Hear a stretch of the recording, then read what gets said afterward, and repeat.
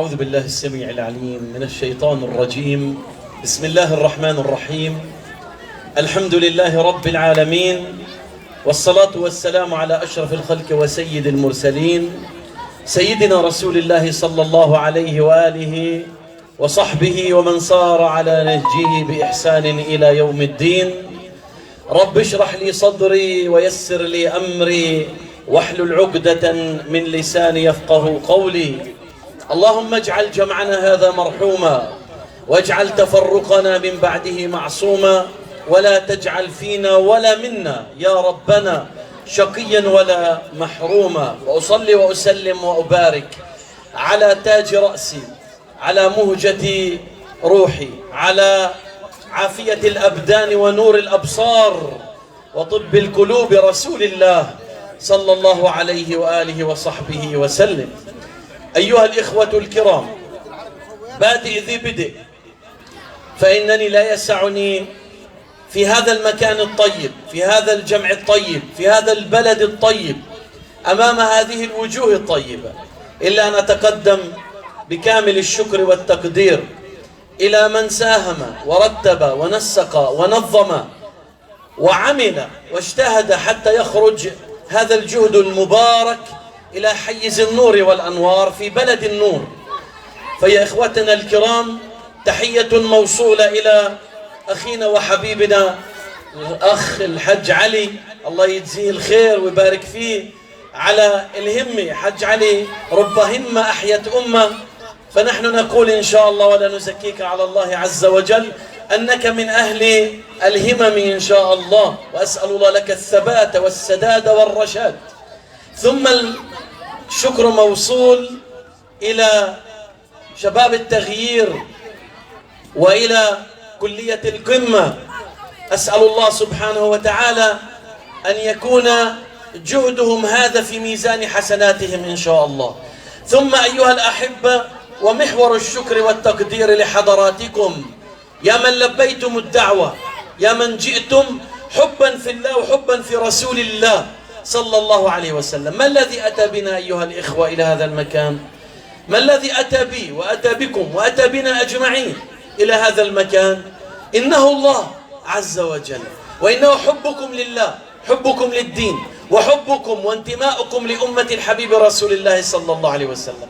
هذا الحضور العظيم الغفير رغم وضع كورونا، رغم الأوضاع الصعبة، رغم الحجر، رغم كل الأحوال، إلا أن القلوب تسابقت قبل الأجساد لكي نجتمع في هذا المقام، في هذا المكان.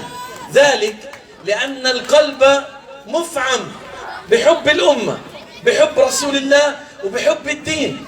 يا إخوة، أنا قلتها وما زلت وسأرددها كثيرا وتكرارا، أن هذه الأمة، هذه النقطة الأولى اللي أردت اليوم لأمسية شباب بالفحم ملاح أن أرددها يا إخوة. أولا، الخير في هذه الأمة لا يموت، لا ينقطع. هذه الأمة مستحيل أن يموت الخير فيها ولا تموت. قد تمرض، قد يصيبها علل، قد يصيبها ابتلاءات، نعم، ولكن سيظل عرق الخير فيها. فمشان هيك يا إخوة، النبي صلى الله عليه وسلم لما بعث في أمة الكفار الأوائل، الله شو قال في القرآن الكريم؟ قال هو الذي بعث في الأميين الكفار، كانوا كفار، رسولا منهم، رسولا منهم، من تلك الأمة. يعني النبي صلى الله عليه وسلم ما جعل مجتمع مسلم يا إخوة، بالمناسبة هي نقطة مهمة جدا، جعل مجتمع كافر، وكان الأمر مش بسيط وصعب جدا، ولكنها إرادة الله سبحانه وتعالى. فبعث الله سبحانه وتعالى النبي صلى الله عليه وسلم في أمة كفار، وما هي إلا سنوات حتى أصبحت أمة الكفار. دقق معي يا أخوي، مش شباب عصاة، مجتمع كافر. للي سامحوني بين قوسين يأسان من الأمة، برضه هي رسالة له. للي بظلوا يضرب جفوف بديه وينفض ايديه من الأمة، ده كله لازم نصحى، لازم نصحى ونتنور ونعرف إنه نبينا صلى الله عليه وسلم مين قدوتنا؟ إحنا المشايخ أو الدعاء أو من يعمل في هذا الحقل الدعوي، مين قدوتنا؟ فينا غير النبي صلى الله عليه وسلم؟ كلنا من رسول الله مقتبس، كلنا من الحبيب رسول الله ينهى. هو الأسوة الحسن اللي إلنا، ولن يكون لنا قائد ولا مرشد ولا مرجعية إلا رسول الله صلى الله عليه وسلم أبدا. فيا إخواننا حبايبنا، فالنبي صلى الله عليه وسلم صنع من هذه الأمة الكافرة، صنع قادات وصنع سادات وصنع رجال.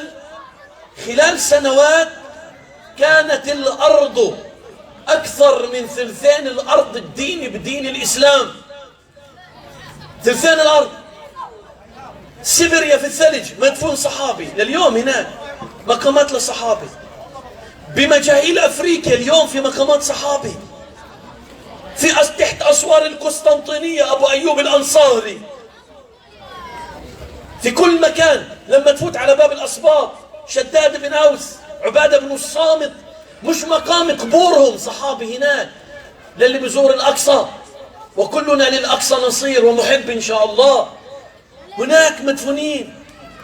في الغور الأردن شرحبيل بن حسنة، أبو عبيدة عامر بن الجراح، قبورهم هناك. في كل مكان في الدنيا تجد قبور ومقامات للصحابي. قسم كبير منهم كان كافرا، فأصبح مغوارا سيدا مضحيا للإسلام. فيا إخوتنا الكرام، إحنا على وعد. واليوم يا إخواننا يا شباب أم الفحم الطيبين الأصايل الملاح خيرين، جئت لأبشركم بأن فجر يتسامى قد لاح في الأفق. فجر إن شاء الله يتسامى قد لاح في الأفق. هذه الأمة بإذن الله في إلها بشرى، في إلها بشرى من النبي صلى الله عليه وسلم. ستظل طائفة من أمتي على الحق ظاهرين، لا يضرهم من خالفهم ولا من خذلهم حتى يأتي أمر الله. شو أمر الله؟ فرج الله. شو أمر الله؟ رحمة الله، نصر الله، العز الموعود في الأمة، حتى يأتي أمر الله وهم على ذلك. قضية يا إخوة ممنوع نياس. حتى لو أن شفنا معاصي وكثير يوميا يا إخوة، أخوه كلام مع كثير الناس، يا شيخ عن جد الناس فيها خير والله كثير. إشي وجه لوجهي، إشي بلكا في محافل، إشي بلكا هين وهين بأي مكان اللي بدخل إليه، إشي تليفون، إشي رسالة، إشي من زور بلاد فبصير بيننا كلام. يقول لك يا شيخ عن جد الأمل موجود، يعني الأمة فيها أمل. هي الأمة معقول يعني إن شاء الله تنهض من جديد إن شاء الله. مين قال إنها الأمة؟ مين قال إن الأمة فيش فيها أمل؟ مين قال إنها الأمة هذه إن شاء الله لن تنهض من جديد؟ يا إخوة نبشركم بإذن الله النهوض مش بس هين.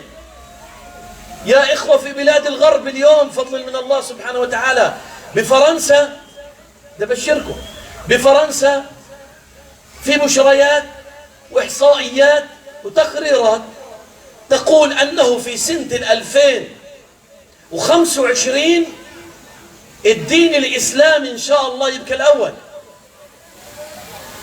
في أسلمة الغرب.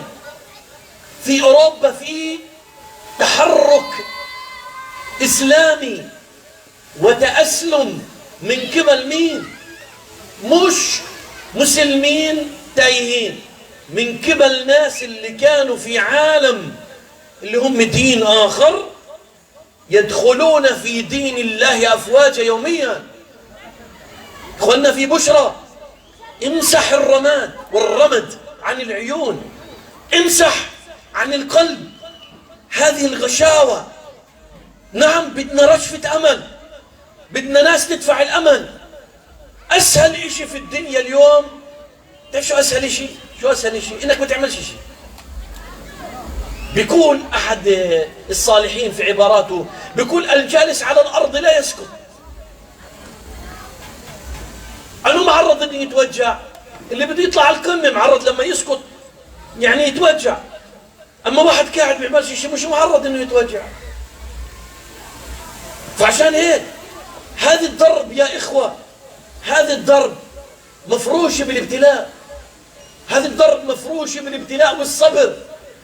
الأم مر عليها مخاض كثير صراحة، الأم مر عليها مخاض كثير جدا من سنين وهي تحيا مخاض وليل وحتمي. والله تغالب عليها شياطين الإنس والجن. أنا بقول لك في ناس بيشتغلوا ليل نهار شياطين الإنس والجن عشان يضللوا شبابنا، يضللوا بناتنا ليل نهار، يزين لهم الحرام، يزين لهم الشهوات، يزين لهم يا إخوة طرق اللي مش مضبوطة مشان يتخذوها منهج في حياتهم. احنا شو اللي عملنا؟ والله يا إخوان أنا بقول والله في مشايخ أفاضل جالسين هنا والله أساتذة بالنسبة لي، أعتبرهم أساتذة. الشيخ محمد الله يجزيه الخير، شيخ نضال والإخوان والحبايب ما شاء الله عنهم تبارك الله والله، ولكن كانت كلمات عابرة. فضل الحج علي الله يجزيه الخير، أسأل الله أن تكون لحظات صدق، يعني بقول كلمتين والله الله اللي يلهم الله سبحانه وتعالى. صحيح أننا نخطب ولا أحب الكلام عن نفسي، ولكن حتى أدفع الأمل في الشباب. أقول لكم يا إخوة وملان قلوب صادقة إن شاء الله تطلع كلام صادق، وملان أنا بقول لكم ملان هاي الأمة إن شاء الله صادقين ويطلع من لسانها كلام صادق فيجتمع. رب همة أحيت أمة شيخ، جزاك الله خير حج علي، جزاك الله خير. فكلمتين بسيطات في لحظة، في التجلي، في إن شاء الله في لحظة صدق، ربما فعطني فخاخ شياطين كثيرة يكيدوا للشباب، كادوا للشباب. تعرفوا هذيك السنة في قصة تحدث وسمعناها من مشايخنا الأفاضل، قرأناها برضو في بلد في الغرب. ايش بيعملوا في تبشير هناك؟ سمعتوا في التبشير؟ تبشير للعائلات الإسلامية بالذات اللي مثلا بيموت أبوه بيموت ابنه بظلوا يتيم، تأخذوا جمعيات كنسية اللي عشان يصير مسيحي، فبيعمدوا وبأخذوه على روضاتهم وبأخذوه على مدارسهم وبربوه تربية كنسية. صرف أخذوا هالشاب الولد الصغير يوم من الأيام تعبوا عليه شغل كبير جدا، تعب كثير تعبوا. يوم من الأيام قالوا له بعد ما وصل جيل البلوغ قالوا له طلع أنت هسه صورة زلمة كبير وصورة أنت من جماعتنا، هسه أنت بينك وبين إنك تصير راهب إنه إحنا هسه بدنا ناخذك على هالمعهد ونوريك هالشغلة ما بنوريها إلا للناس المتعمقين بس. قال لهم شو بدكم توروني؟ قال له هسه بتشوف. دخلوا على معهد ضاءوا الإضاءات الأنوار ولا هن زي جبلين، صورة جبلين. اللي بيقولوا له شايف نقول لك إنه عيسى عليه الصلاة والسلام، إحنا بنقول سبحان الله ما أجمل الإسلام، سيدنا عيسى عليه الصلاة والسلام قال له عيسى قفز من راس هذا الجبل لراس هذا الجبل. شايف المعجزات؟ إيش قال لهم؟ شو تتوقعوا؟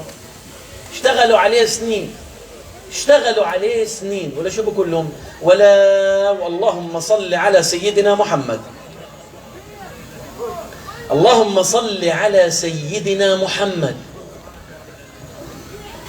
ليعلن هذا الشاب وكل شباب الأرض أن مهما حاولت خفافيش الليل إنها تزين طرق الغواية لشبابنا. شبابنا ملاح وفيها الخير وحب الرسول في قلوبهم أصيل، وحب الإسلام في أرواحهم يسري وفي عروقهم يجري، وحب الدين هذا الذي جبله الله في قلوب كل شبابنا منذ أن خرجوا من أرحام أرحام أمهاتهم، ولما كانوا في محاضنهم رضعوا حب الإسلام. تاهوا قد يتوه. كل إنسان مع رضيته، كل إنسان. في حدا يا إخواننا بينزل من رحم أمه شيخ، في حدا بينزل عالم، في حدا بينزل عابد، ما في حدا. حتى النبي صلى الله عليه وسلم ايش بيقول في الحديث الصحيح؟ يولد المولود على الفطرة، فإما أبواه يهودانه أو يمجسانه أو ينصرانه. طب سؤال، ليش ما قالش أو يمسلمانه؟ ليه؟ تعرف ليه؟ ليه ما قالش أو يمسلمانه؟ تعرف شو قال العلماء؟ علماء الحديث أو علماء فقه الحديث قالوا لأن الإسلام هو الفطرة. يولد المولود على الإسلام، على حب الإسلام. فعشان هيك شبابنا لما يتعرفوا على الإسلام هم يتعرفوا على دين الفطرة اللي انولدوا عليه. ولما يتوهوا شوي مش معناها بطلوا يحبوا الإسلام، مش معناها بطلوا يحبوا الدين، مش معناها بطلوا يحبوا الله، مش معناها بطلوا يحبوا رسول الله. لا، أنا بقول لك لا، والله لا. إنما هي شوية توهان في الطريق. ولكن إن شاء الله نكون أنا وإخواني وحبايبي من المشايخ الأفاضل والدعاء والأئمة وكل من له باع في هذه الدعوة، نكون مثل الأنوار اللي بتضوي لهم إن شاء الله الطريق، نأخذ بأيديهم. يا شباب، اليوم الحمد لله رب العالمين في تعطش، ولله الحمد، ولله الحمد. بإذن الله قد لاح النور في الأفق، أفق الدعوة قد لاح النور فيه. صارت شباب فضل من الله، خط الطريقة بدت دربها. يا شباب اثبتوا في ضرب الحق، اثبت. وبدي أقول لك بإذن الله سبحانه وتعالى الدين زي الشمس، حدا بيقدر يحجب نور الشمس؟ والإسلام قادم، مش رايح حسني، مش رايح حسني. هذا يا إخوان، هذا ربنا قال عنه، هذا ربنا قال عنه، والنبي صلى الله عليه وسلم بشر فيه عليه الصلاة والسلام. الإسلام هذا مش دين إلي، هذا دين الله. إن الدين عند الله الإسلام. إحنا خدم، كلنا إن شاء الله خدم لهذا الدين. سنرحل في يوم من الأيام، وستأتي أجيال بإذن الله، وإن شاء الله أجيالك الله سبحانه وتعالى يجري على يديها العز والكرام إن شاء الله. ستأتي الأجيال إن شاء الله ستحمل رايات العز ورايات الخير ورايات البركة إن شاء الله. يا إخوة والله إننا نرى ذلك، أقسم بربي مثلما أرى هذا النور اللي ضاوي قدامي، هاي قسما بالله ما أجبرتموني عليه. فيا إخوة شوية صبر.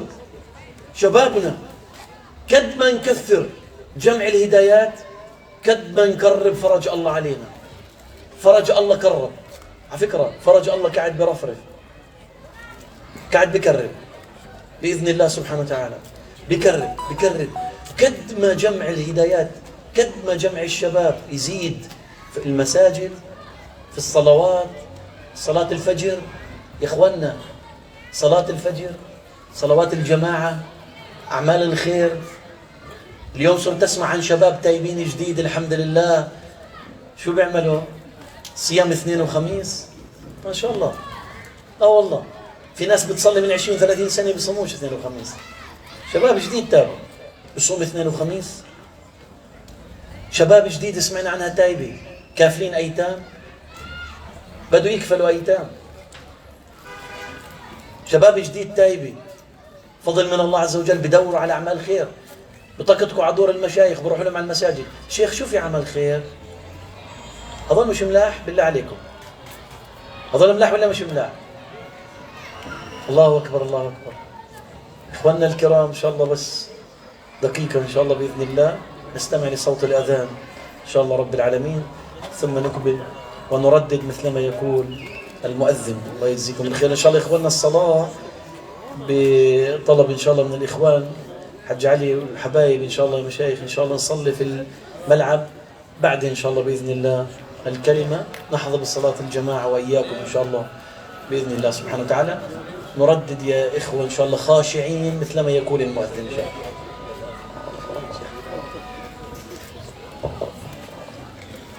الله أكبر الله أكبر الله أكبر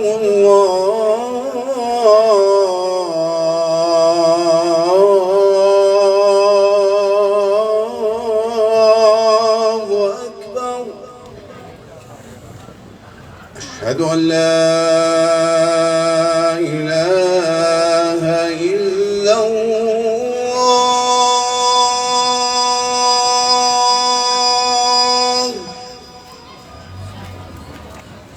أشهد أن لا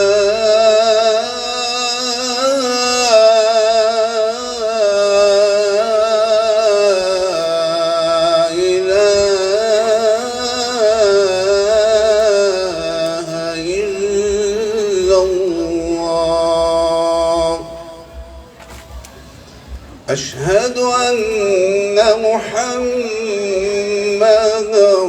رسول الله.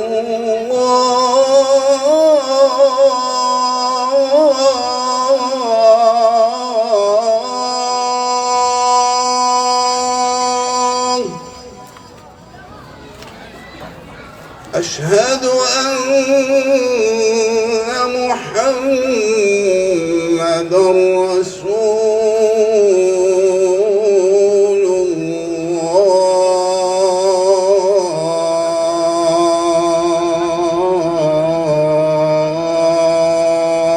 الله. حي على الصلاة.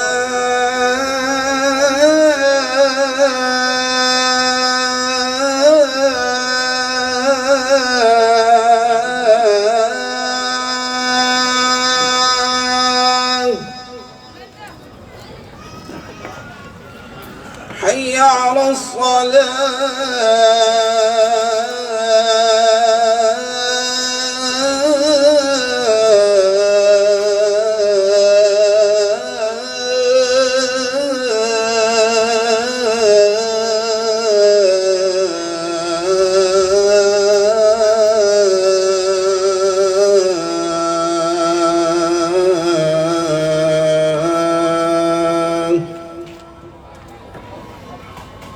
حي على الفلاح.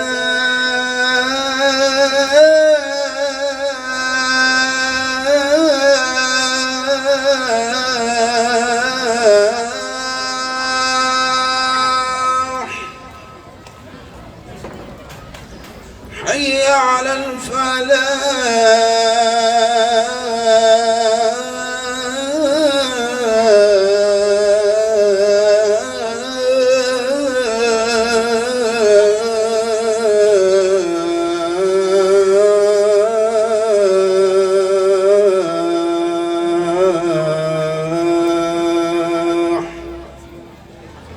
الله أكبر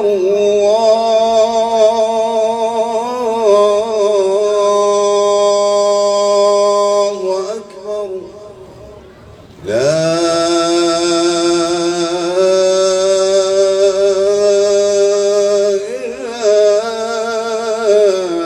إله إلا الله.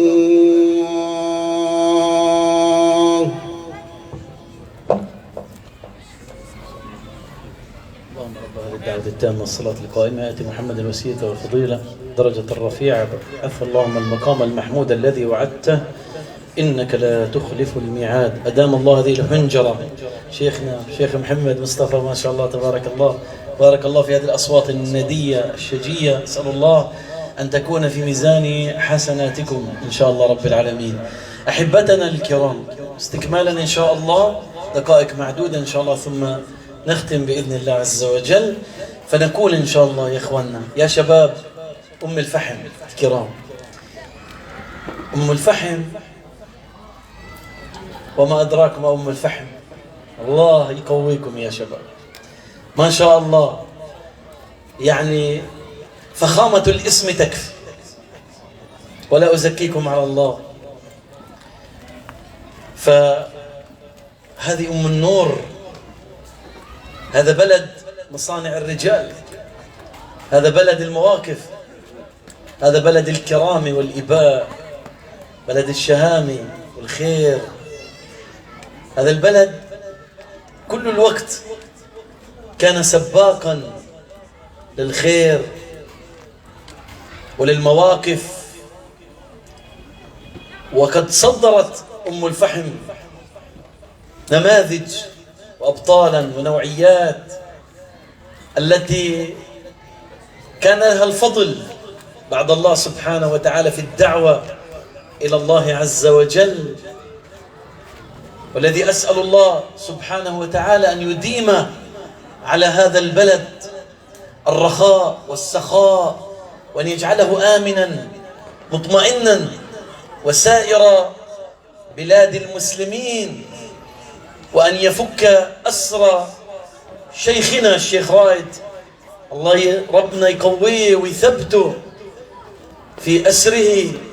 أسأل الله سبحانه وتعالى أن يفرج عنه، وأن يجعل ما يصيبه من ابتلاء رفعة لدرجاته عند الله سبحانه وتعالى، وإن شاء الله أن يكون فجر حريته وحرية كل المأسورين قريبة إن شاء الله سبحانه وتعالى، اللهم آمين.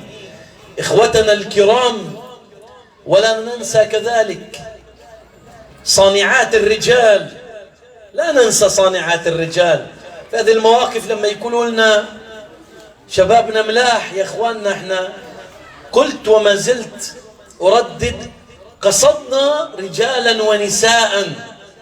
لم ولن يأتي يوم علينا إن نفصل كأن الرجال هم فقط من صنعوا التاريخ ومن صنعوا المواقف ولهم فقط الباع في هذا الدين. يا إخوة، النساء في ديننا وفي تاريخنا الإسلامي كل الوقت كان لهن تمثيل، فكانت منهن العاملة العالمة، كانت منهن المجاهدة، كانت منهن الأم البطلة التي صنعت الرجال، اللي صنعت محمد الفاتح اللي فتح القسطنطينية أمه، التي صنعت مسيرة صلاح الدين الأيوبي أمه.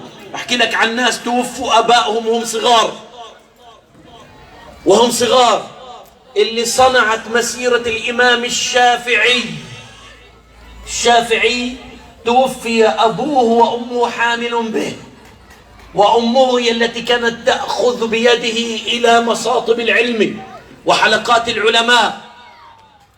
يا إخوة، فلا ننسى أمهاتنا الكرام، أمهاتنا الملاح، لا ننساهن. رحم الله أمي، رحم الله أمي، رحم الله أمهات من فقدناهن، رحمهن الله عز وجل، ورحم الله الأمهات أحيانا، الرحم للحي والميت.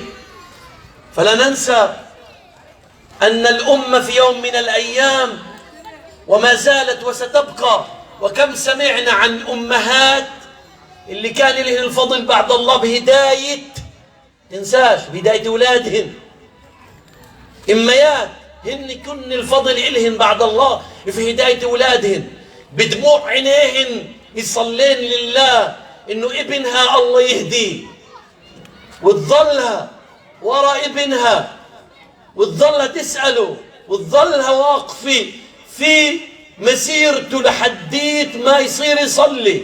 فينيالها هاي الأم وملان منهن.